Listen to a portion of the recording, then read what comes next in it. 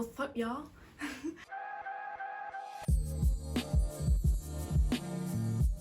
So today I'm going to be showing you how to make that so trendy, it went viral, that patchwork top. It's so easy to do. Like, I know all my tutorials have been a little bit complicated, but I promise you this one's really easy. So keep watching to see how you make it. And I know I don't usually ask this, but please like, comment, subscribe. Okay, let's get on to it. So for the first method on how to make a patchwork top, you just want to trace around a close fitting top. So I just chose a vest and I copied the neckline. So I've got a deeper neckline at the front and a higher neckline at the back. And this is what my pattern looks like. Also, you can adjust it. So I made another one that has a square neckline and a high neck back. So just play around with what you want the neckline to look like. And then once you've got that, you just trace out your pattern on the fold. So this is the back and it has the full neckline. I can see what it's gonna look like. And then I just drew in my style lines where I want the seams to be. So then you just cut along the style lines, and I would say take a photo of how everything is going to be assembled, just so that you don't forget, because the pieces can become pretty complicated and it can make it harder to put together. So once you've done that, you can start deciding what fabrics you want to use for where. So I'm going with a blue scheme here, and I've just coloured them in with the colours that I want to use, and then I've cut them out of the fabrics. So I'm just going to show you what it looks like. So this is what my top is going to look like once it's all sewn together, but because the patchwork top has the seams on the outside, you'll be able to see the stitching lines that I do. So I'm ready to assemble this, and you want to do the same for the back pieces as well. So again, I've just done the same with the back pieces and I've coloured them in with the colours that I want to use. I just want to note the bottom hem doesn't have to be even. So I've just lined these up to see how it's going to get sewn together, and as you can see, this piece is actually longer than this piece, which is higher, but that's fine because that's the kind of design we're going for. But you know, it's your style and design, so it's up to you.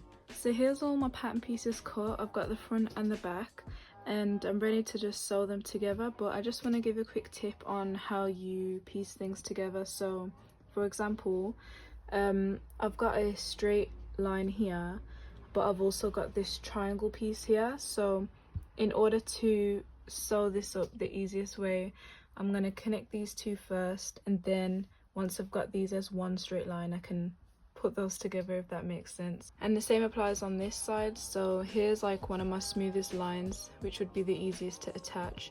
So what I'm going to do first is attach these two, then I'm going to put these two together with these two, and then I'll sew it all to that there. So just think about how you're going to sew things together to make it easier. And I think I'm going to use a white thread on mine, but I'll show you how to do the settings on the machine and everything. So now I'm just going to show you the stitch settings that you're going to need for this. I've put my tension at about 4. You can increase this and decrease it when we're sewing a little test sample. The width, I'm going to put it in between 3 and 4, probably closer to 4.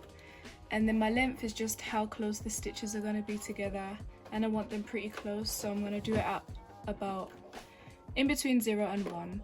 And then you want to change your dial to the zigzag stitch. So I've just put 2 pieces of fabric together under the machine, and I'm going to do a little sample stitch just to make sure that I'm happy with my settings. That seems to be sewn pretty nicely, but I do want my stitches to be closer together, so I'm just going to put the length closer to 0. So I've just changed my width to the widest setting, and my length is very close to 0. And basically when you're stitching this, you want one needle to go into the fabric and one needle to come off the fabric, just so that it's basically trapping the edge. And also, if you want a lettuce hem, I'll put a photo in right now. When you're sewing, you just want to stretch the fabric as you sew. If you want it more frillier than that, you're going to have to stretch a bit more, but this is what it will start to look like on the outside of the garment, and this is what the inside will look like because we're doing it wrong sides facing, sorry. I think I'm ready to move on to sewing the real thing. So I'm going to place my fabrics wrong sides facing, and I'm just going to stretch as I sew.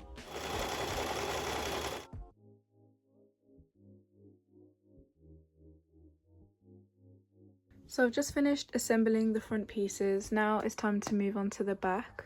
One thing I wanted to point out though was that when we're making the pattern, we didn't add any seam allowance, and that's just because the fabric's really stretchy, so it should still be able to fit you. So I've completely finished assembling my back and front pieces. Now we just need to connect them at the shoulder seams and the side seams. So I'm just going to pinch them together at the side seams and sew a zigzag stitch just like we did these. And you want to repeat the same to both of the shoulders. So now the top is essentially complete, but there are a few final finishing touches that I want to add. So what I'm going to do is, you see the edging on the armhole, the hem, I'm just going to do this frilly stitch on the edge of it, just to make it look more complete. One little trick I have for getting the edging nice is that, see the middle slit here, if you let your fabric go up and roll over a bit, it'll create a really nice lattice hem. It'll just look a bit more neater than these ones. It won't be so, I don't know how to explain it, but it just looks better.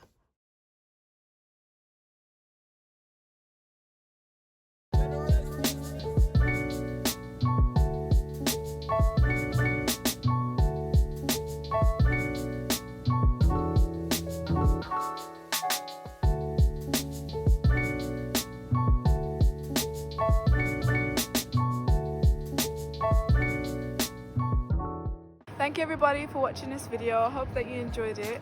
If you want me to make you one of these, contact me on my Instagram at inspiredbymyah.uk, and also shout out to my model Courtney for modeling the top for me. Follow me on Instagram, x.curls.x. Okay, bye guys.